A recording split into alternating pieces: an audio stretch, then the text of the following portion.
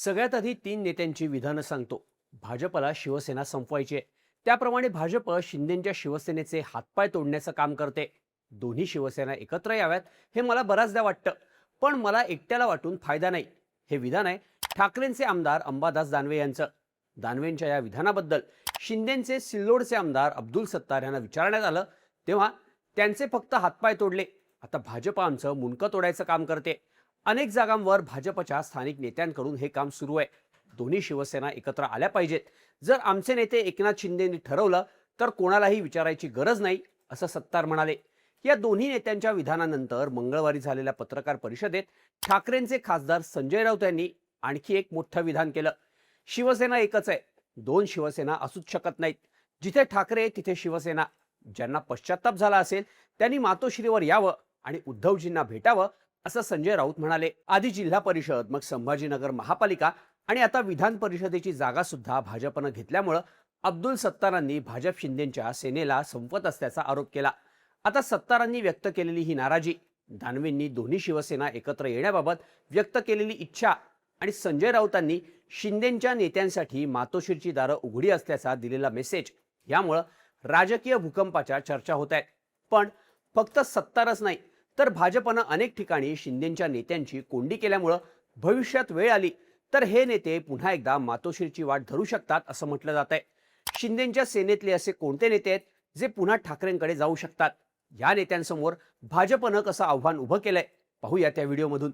नमस्कार, मी शार्दूल आणि तुम्ही बघताय बोल भिडू. ठाकरेंकडे परत जाऊ शकतात अशा शिंदेच्या नेत्यांमधलं पहिलं नाव आहे अर्थातच अब्दुल सत्तार. सत्तारांनी भाजपवर तीव्र नाराजी व्यक्त करताना संभाजीनगर जिल्ह्यात भाजप शिंदेच्या सेनेला कशी संपवते याचा पाढा वाचला. आता अब्दुल सत्तार हे फक्त यामुळेच नाराज आहेत असं नाही, तर त्यांनी आपल्या सिल्लोड मतदारसंघाला भाजपकडून निधी मिळत नसल्यामुळे सुद्धा नाराजी व्यक्त केली आहे. 800 कोटींचा निधी आहे, सिल्लोडला 8 रुपये सुद्धा मिळाले नाहीत. आमचे पालकमंत्री शिरसाट साहेब आहेत, त्यांच्यावरही आक्षेप आहे. पण निधी का मिळाला नाही हे विचारलं तर ते म्हणतात सहपालकमंत्री अतुल सावे यांच्याकडे जा, ते निधी देत नाहीत, असं सत्तारांनी सांगितलं. आता अब्दुल सत्तार हे संभाजीनगर मधल्या सिल्लोडचे बाहुबली नेते आहेत. 2009-2014ला काँग्रेसमधून तर 2019 आणि 2024ला शिवसेनेतून असे सलग 4 टर्म सत्तार इथून निवडून येत आहेत. त्यामुळे मतदारसंघावर त्यांची चांगलीच पकड आहे. पण जर सत्तारांना त्यांच्या मतदारसंघासाठी निधीच मिळत नसेल तर भाजप सत्तारांच्या या हक्काच्या गडात त्यांची कोंडी करण्याचाच प्रयत्न करत असल्याचं दिसतं. आता 2024च्या विधानसभा निवडणुकीचा विचार केला तर सिल्लोडमध्ये सत्तारांच्या विरोधात ठाकरे गटाच्या सुरेश बनकर यांनी तगडी फाईट दिली होती. तिथे फक्त 2000 मतांनी सत्तार विजयी झाले होते. त्यामुळे सिल्लोडमध्ये सत्तारांची वैयक्तिक ताकद असली तरी तिथे ठाकरेंची शिवसेनेला सुद्धा मोठा जनाधार आहे हे स्पष्ट होतं. त्यामुळे जर सत्तारांना भाजपनं निधी न दिल्यामुळं आपल्या मतदारसंघात कामच करता आली नाही तर सिल्लोडची जनता 2029ला सत्तारांच्या विरोधातला पर्याय निवडू शकते, याची सत्तारांना चांगलीच जाणीव आहे. त्यामुळे आपली आमदारकी वाचवण्यासाठी, आपलं अस्तित्व भक्कम ठेवण्यासाठी सत्तार मातोश्रीचा दरवाजा ठोठावू शकतात अशी शक्यता वर्तवली जाते. शिंदेकडून ठाकरेंकडे घरवापसी करू शकतात असे दुसरे नेते म्हणजे संजय शिरसाट. शिरसाट संभाजीनगर पश्चिम मधून शिंदेचे आमदार आहेत. गेल्या काही महिन्यांमधल्या घटना बघितल्या तर शिंदेचे मंत्री संजय शिरसाट यांच्या विरोधात भाजप ट्रॅप लावत असल्याच्या चर्चा झाल्या होत्या. संभाजीनगरचं पालकमंत्रीपद जरी शिरसाटांकडे असलं तरी त्यांना मर्यादित करण्यासाठी भाजपनं आपले मंत्री अतुल सावेंनाही सहपालकमंत्रीपद दिलंय. तर विट्स हॉटेल गैरव्यवहार प्रकरणात मंत्री संजय शिरसाट आणि त्यांचे पुत्र अडचणीत आल्यानंतर भाजपनं त्यांना एकटं पाडण्याचा प्रयत्न केल्याचं दिसून आलं. मुख्य म्हणजे या प्रकरणाची उच्चस्तरीय चौकशी करण्याचे आदेश स्वतः मुख्यमंत्री देवेंद्र फडणवीसांनी दिले. त्यानंतर शिरसाटांचा पैशांच्या बॅगेसोबतचा त्यांच्या बेडरूम मधला व्हिडिओ व्हायरल झाला. हा व्हिडिओ शिरसाटांच्या अगदी जवळच्या व्यक्तीनंच काढल्याचं बोललं गेलं.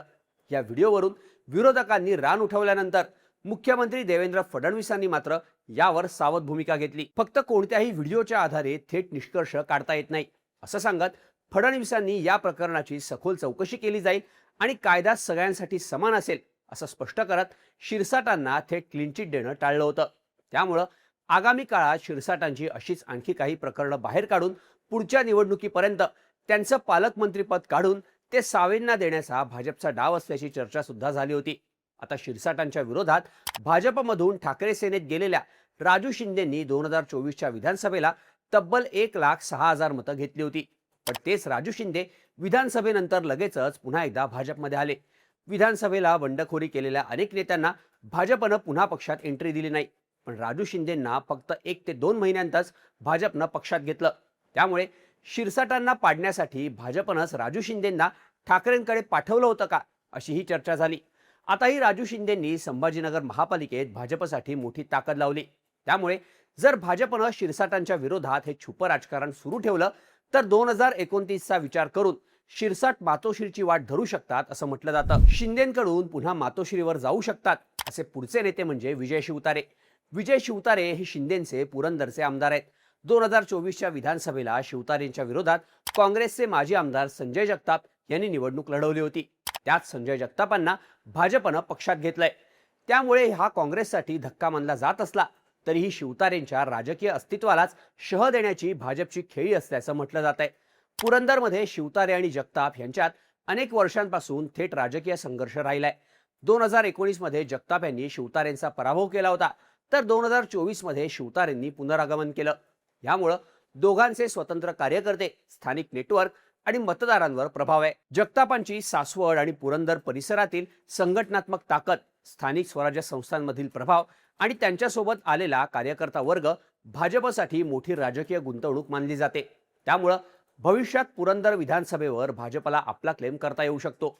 याच कारणामुळे शिवतारेंसमोर अडचण निर्माण होऊ शकते.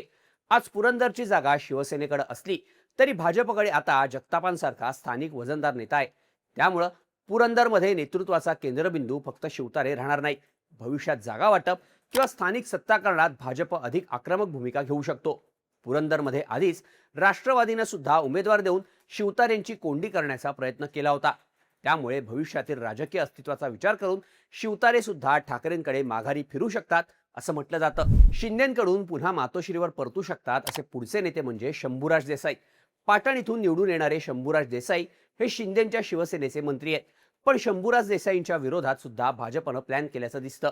शंभूराज देसाई हे केवळ मंत्री नसून उपमुख्यमंत्री एकनाथ शिंदे यांचे अत्यंत विश्वासू आणि आक्रमक शिलेदार मानले जातात. देसाईंच्या पारंपरिक स्पर्धक असलेल्या सत्यजित पाटणकरांना भाजपनं पक्षात घेतलंय. सत्यजित पाटणकर यांचा भाजप प्रवेश हा फक्त एका नेत्याचा पक्षप्रवेश नसून पाटण मतदारसंघातील जुन्या राजकीय संघर्षाला नवं वळण देणारी घडामोड मानली जाते. पाटणमध्ये पाटणकर विरुद्ध देसाई असा 3 पिढ्यांचा संघर्ष पाहायला मिळतो. पण महायुतीत असून सुद्धा भाजपनं सत्यजित पाटणकरांना पक्षात घेतल्यामुळे शंभूराज देसाई नाराज झाल्याचं बोललं गेलं होतं. सध्या महायुतीत असलेल्या देसाईंना त्यांच्या पारंपरिक प्रतिस्पर्ध्यालाच भाजपची ताकद मिळाल्याचं चित्र दिसतंय. भाजपच्या 100% मोहिमेमुळे भविष्यात विधानसभा निवडणुकीत भाजपनं पाटणकरांना अधिक बळ दिलं किंवा थेट पाटण मतदारसंघावरच दावा केला तर देसाईंच्या राजकीय अस्तित्वाला आणि वर्चस्वाला थेट आव्हान निर्माण होऊ शकतं. याशिवाय सातारा जिल्हा परिषदेत झालेला राडा आणि देसाईंनी भाजप विरोधात घेतलेली आक्रमक भूमिका यामुळे शंभूराज देसाईंची ताकद कमी करण्यासाठी भाजप पडद्यामागून सगळे प्रयत्न करणार असल्याचं सांगितलं जात आहे. त्यामुळेच पाटणमध्ये आपल्या पारंपरिक प्रतिस्पर्ध्याला पक्षात घेऊन जर भाजपनं देसाईंची राजकीय कोंडी केली तर स्वतःचं अस्तित्व आणि स्वाभिमान टिकवण्यासाठी शंभूराज देसाईंना सुद्धा उद्धव ठाकरेंचा मातोश्री हा पर्याय जास्त जवळचा आणि सुरक्षित वाटू शकतो असं म्हटलं जातं. शिंदेंकडून ठाकरेंकडे परतू शकतात असे पुढचे नेते म्हणजे सुहास बाबर. दिवंगत नेते अनिल बाबर यांचे चिरंजीव सुहास बाबर हे शिंदेंचे खानापूर मतदारसंघातले आमदार आहेत.